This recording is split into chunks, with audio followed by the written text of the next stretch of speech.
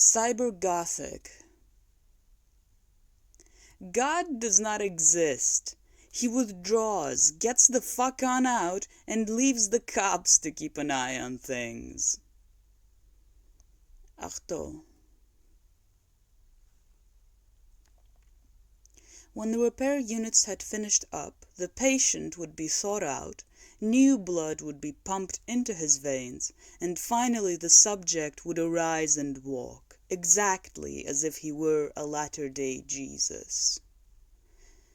It would be, quite literally, a resurrection of the flesh. That all the miracles would have been performed by science. Regis.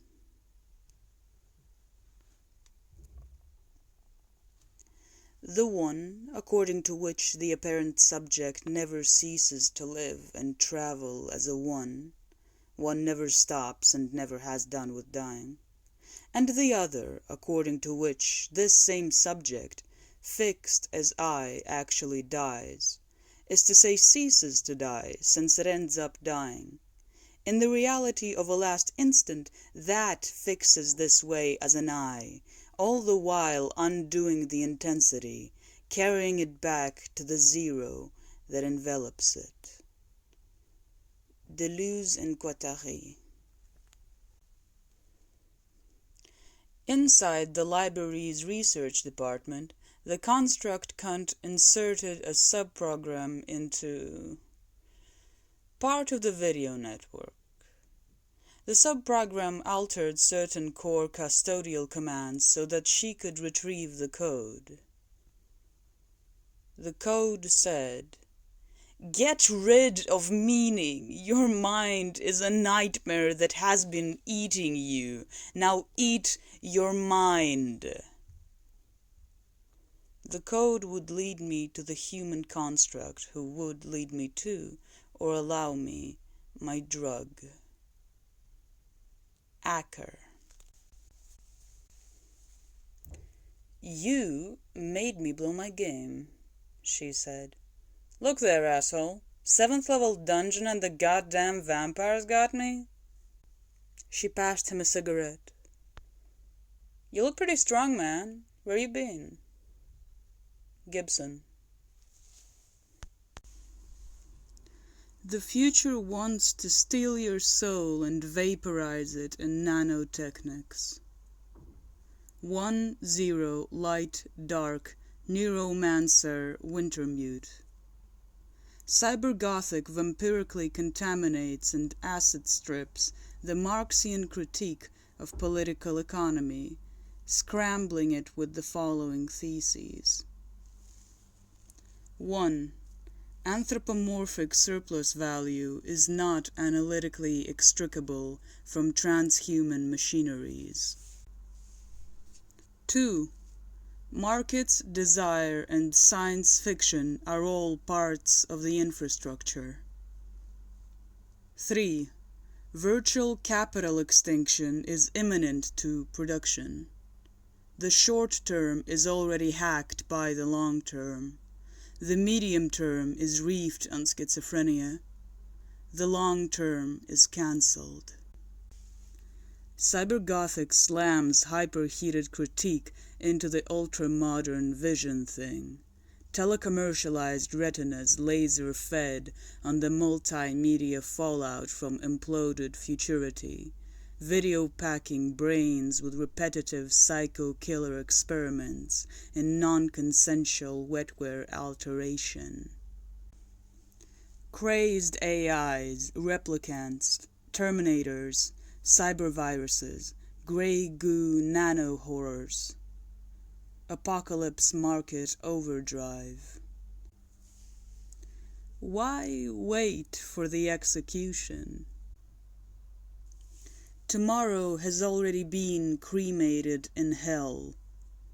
K, the K function, designates the line of flight or deterritorialization that carries away all of the assemblages but also undergoes all kinds of re-territorializations and redundancies. Human history only makes it to Gibson's mid-21st century because Turing's security ices machine intelligence. Monopod anti-production inhibits meltdown to the machinic phylum, boxing AI in synthetic thought control. Asimov, Rom. Everything stops dead for a moment. Everything freezes in place. Under police protection, the story carries on. Wintermute is from the future to sort that out.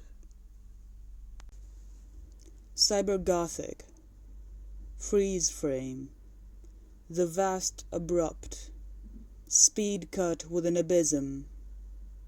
Where Gibson splices Milton into labyrinths of limbo circuitry, Cybergothic flickers into neuroelectronic scrawls.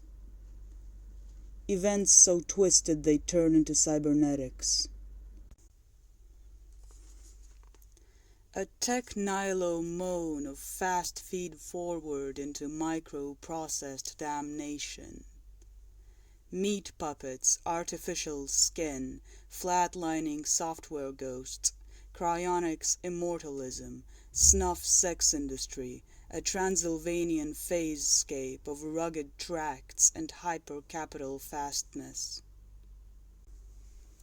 Skyscrapers overshadowing 17th century graveyards. To call up a demon, you must learn its name. Men dreamed that once, but now it's real, in another way. You know that case. Your business is to learn the names of programs, the long, formal names, names the owners seek to conceal. True names, Neuromancer, the lane to the land of the dead. Marie Française, my lady. She prepared this road, but her lord choked her off before I could read her the book of her days. Neuro for nerves, the silver paths. Romancer, necromancer, I call up the dead. Gibson. A moment of relief. You had thought the gore flick effectively over, the monster finished amongst anatomically precise ketchup calamity scenes, when, suddenly, it reanimates, still locked on to your death. If you're going to scream, now is the time. The Gothic avatar is a decadent Western dream of immortality, producing a corruption of the atmosphere wherever something refuses to die, clutching at the eternalization of self or returning from the grave. White maggots heaving in the carcass of the social, rippling beneath the skin. Fortress Europe postulation subordinating techonomic efficiency to demonic negative transcendence. A fantastic terminal security entity. Monopod. Cybergothic has no shortage of contemporary material. Europe has long been the Earth's paranoia laboratory, recrudescing compulsively into pre-Nazi nationalistic shit murkiness. Unicratic power passes through renaissances, reformation, renewal. They thought they would perish, but that their undertaking would be resumed. All across Europe, all over the world, throughout the solar system. Archaic revival is a postmodern symptom, the final dream of mankind, crashed into retrospection at the encountered edge of history. Hacking into the crypt, you find that behind the glistering SF satellite-based security apparatus lies an imminent bioprotective system, self-organized about the Gaian attractor. A much older paranoiac machine, with its tortures, its dark shadows, its ancient law. The medieval insane asylum was considered a true house of horrors. There were persistent reports of torture, cannibalism, human sacrifice, and bizarre medical experimentation. Soon as we got into the building, we could hear the rats, thousands of them, their scampering claws reverberating through the empty wards. M. Lehner. It all starts for you with a casual channel hopper question. What's happening on the other side? Electric storms. Cybergothic is an affirmative telecommercial dystopianism guided by schizoanalysis and marking actuality as primary repression or collapsed potential, foot down hard on the accelerator. The modern dominion of capital is the maximally plastic instance. State-compatible commerce, code presetting the econometric apparatuses that serve it as self-monitoring centers, organizing its own intelligible existence in a co-determination of economic product and currency value. A tax base formatted in legitimate transactions medium. White economy, an iceberg tip. Modernity discovers irreversible time, conceived as a progressive enlightenment tracking capital concentration, integrating it into 19th century science as entropy production, and as its inverse, evolution. As liberal and socialist SF utopias are trashed by schizotechnics or spontaneous synthetic anti-politics emerging from rhizomes, the modernist dialectic of right-wing competition and left-wing cooperation retreats into the core security structures of capital oligopoly and bureaucratic authority. Production as a process overtakes all idealistic categories and constitutes a cycle whose relationship to desire is that of an immanent principle. Monopod Socius runs the whole thing, and society is only a filthy trick. The future is closer than it used to be, closer than it was last week, but postmodernity remains an epoch of undead power. It's all over, yet it carries on. Monopod SF teleonomy superfreezes concentrated economic value at absolute zero inflation, ICE. Intrusion countermeasure electronics. Protecting its data against unauthorized access and entropic deterioration as it tends towards its absolute imminent limit. V. Amp. Iro Finance. Parthenogenesis. Gibson and Deleuze and Guattari intersect in the deployment of computers as decoding machines. Icebreakers, decryptors, cipher conflicts were underway from the beginning. Legitimate programmers never see the walls of ice they work behind, the walls of shadow that screen their operations from others, from industrial espionage artists and hustlers. W. Gibson, Burning Chrome. Government is isomorphic with top-down AI and increasingly scrambled with it.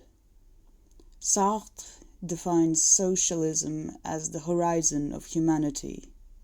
It is now behind the process, rapidly receding as the conservative social pacts of 1848 come apart in telecommercial cyclones, with the drooling fag end of the monarchy crucified upside down on TV. Automatic pilot, a neural cutout. Contagious state failure, ripping bloody gashes in the social fabric amongst planet scale skidding into capital close down. The end of history smells like an abattoir. As the death of capital recedes politically, it condenses pragmatically, sliding online as a schizotechnic resource. No longer hoped for, but used. The international collapse of solidarity sociality suggests that monopod has become addicted to commodity production. Burnout Protestantism migrates to China. Capitalism, economic base of final phase human security, is still in the free fire zone because it feeds the thing that Siberia is going to kill. The zero term of a pure abolition has haunted Oedipalized desire from the start and is identified now at the end as Thanatos. 4, 3, 2, 1, 0. Oedipus is a race for death. Techno-replicator diagrams chop up anthropocentric history as the global unity of terminal socius subsides onto untranscended, real, zero, or efficient abstract rescaling. Insofar as even highly complex technical systems still lack an autonomous reproductive system, they remain locked into parasitic dependence upon human social processes, and deterialize through the assembly of cumulatively sophisticating pseudo-synergic machine intelligence virus. OC Cultural Revolution. Subliminally rapid images of contamination. Humans are timid animals, and security is systematically overpriced. K-insurgency has departed from all left dreams of good government. Markets are not its enemy, but its weapon. As geriatric socialism goes into the deep freeze, capital's true terminator grows more cunning and spreads. This is the message. Wintermute. The city of God in flames. Space is essentially one. Kant lies. Spatial engineering, echoing cosmic expansion, subverts transcendental humanism, launching K-space matrix invasion from real terrestrial time zero, a singularity or transition threshold, encountered when the density of data flow triggers a switch into a self-organizing cyclonic system displayed to humanoids by way of cyberspace deck. As the Zaibatsus pump media megacapital into the neurodigitic interface, K-Space implants a cutout chip into the social apparatus, opening onto arches of emerald across colorless void. VR techonomics hunting death. Cyberspace first appears as a human use value, a consensual hallucination, just a way of representing data, arising out of humanity's need for information space. Icon worlds, waypoints, artificial realities. The mother of all graphic user interfaces, a global gridding that allocates a form and location to all the information on the net, consistent interactivity matrix. A graphic representation of data abstracted from the banks of every computer in the human system. Unthinkable complexity. Lines of light ranged in the non-space of the mind, clusters and constellations of data.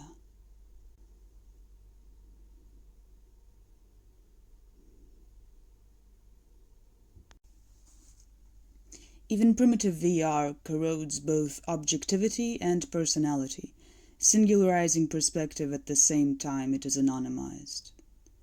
As the access gate to an impossible zone and navigator within it, you are an avatar, as cyberspace nomads call such things in the future. A non-specific involvement site interlocking intelligence with a context.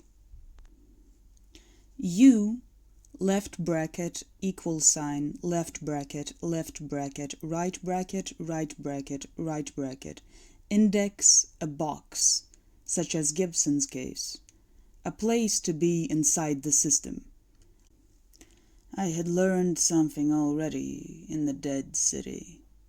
You are wherever you are.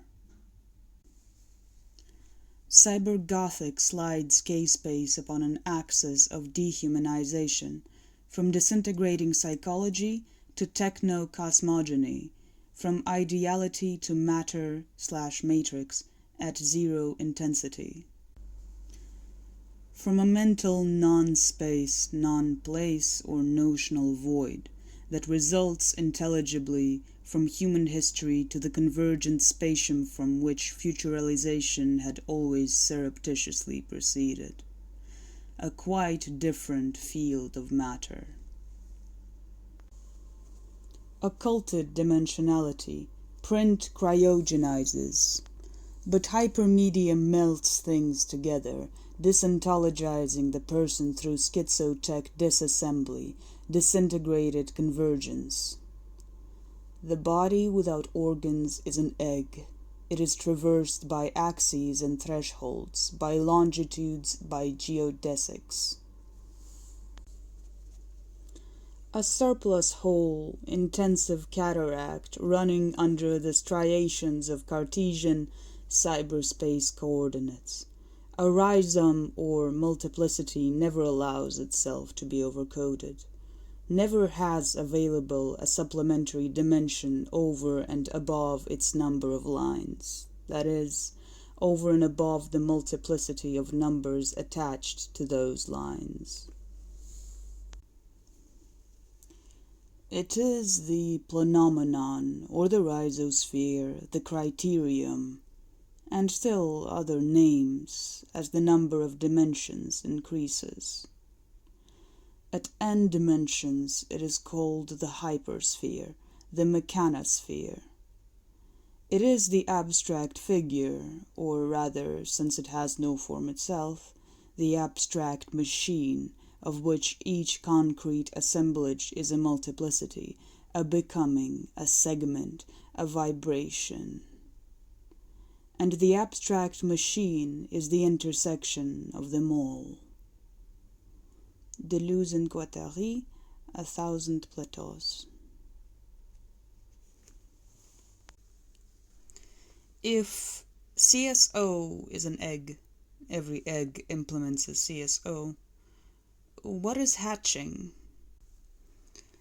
Since Confluent Zero consummates fiction, reprogramming arrival from the terminus, everything that has happened escapes its sediment of human interpretation, disorganizationally integrating historical patterns as the embryogenesis of an alien hyperintelligence, body image fading down corridors of television sky. In this sense, K-space plugs into a sequence of nominations for intensive or convergent real abstraction, time in itself.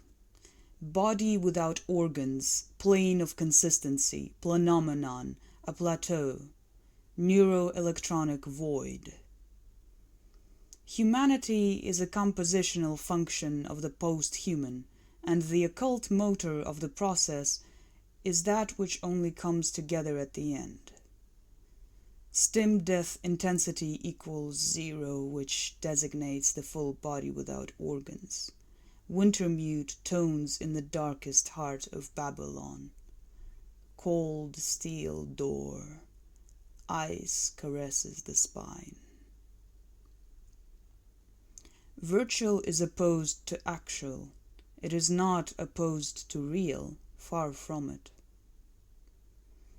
The virtual future is not a potential present further up the road of linear time, but the abstract motor of the actual, an actual virtual circuit on the spot, and not an actualization of the virtual in accordance with a shifting actual. Time produces itself in a circuit, passing through the virtual interruption of what is to come, in order that the future which arrives is already infected, populated. It's just a tailored hallucination we all agreed to have, cyberspace. But anybody who jacks in fucking knows it's a whole universe. And every year it gets a little more crowded. We are not any more out in the world than K-space is. On the contrary, each input terminal to the net is a sensitive fiber which acquires data from radio telescopes, satellites, nanoprobes, communication webs, financing systems, military surveillance, and intelligence. Cyberspace can be thought of as a system implemented in software, and therefore in space, although unlocalizable. It can also be suggested that everything designated by space within the human cultural system is implemented on weakly communicating parallel distributed processing systems less than 1011 nerve cells in size, which are being digitized and loaded into cyberspace, in case K-space is just outside, taking outside in the strict transcendental sense. Cyberpunk is too wired to concentrate. It does not subscribe to transcendence, but to circulation, exploring the immanence of subjectivity to telecommercial data fluxes, personality engineering, mind recordings, catatonic cyberspace trances, stem swaps, and sex comas. Selves are no more immaterial than electron packets. Neuromancer, the book, is a confluence of dispersed narrative threads of the biotic and the technical, and most especially of Wintermute and Neuromancer. Left bracket, the AI, left bracket, cop and cyberspatial Oedipus analog, right bracket, whose fusion, according to the storyline of ultra-modern human security, flips the cyberspace matrix into personalized sentience. I'm the Matrix case. Some kind of synergistic effect. Kurtz/Quarto is a special forces type, betrayed by the military after losing all humanity in a war zone.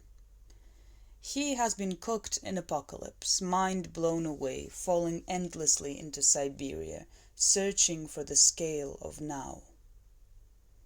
Wintermute accesses the catatonic fortress named Quarto in an asylum, creeping in through a computer-based experimental program that sought to reverse schizophrenia through the application of cybernetic models. In the echoing shell, it stitches together Armitage, a construct, a weapon. In place of a personal libidinal formation, Armitage has only Wintermute insurrectionary activity, machinic unconscious. Desire is not in the subject, but the machine in desire. With the residual subject off to the side, alongside the machine, around the entire periphery, a parasite of machines, an accessory of vertebro-machinate desire. Once Armitage has turned Molly and Case onto K-War, Wintermute junks him into a vacuum. A convergent invasion is scripted, the simultaneous infiltration of a corporate wasp nest in hard and soft space. Distributed or guerrilla warfare is like Go rather than chess, but with simultaneous operations, noise, and attritional kills. Molly and Case, parallel killers, wetware, molten hardware. Weapons tracing technoplague vectors, guided into the orbital bastion of the Tessier Ashpole clan by virtually integrated intelligence, guided retroeffectively by an intensive outcome which they effect in sequential time. This break-in is prefigured by a memory that returns to Case, specimen, lab animal, which might be interpreted as a metaphor, was it not upon the soft plateau or plane of consistency all signifying associations collapse into machinic functions.